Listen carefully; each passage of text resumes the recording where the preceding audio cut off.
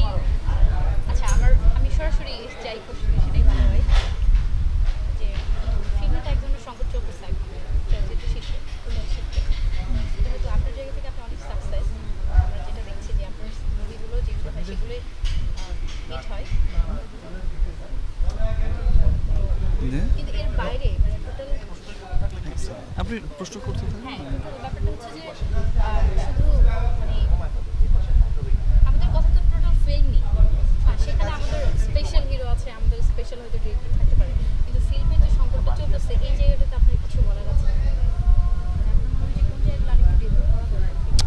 আসলে চতুর্দিক থেকেই তো এখন সংকট খুব ভয়াবহ রূপ ধারণ করছে।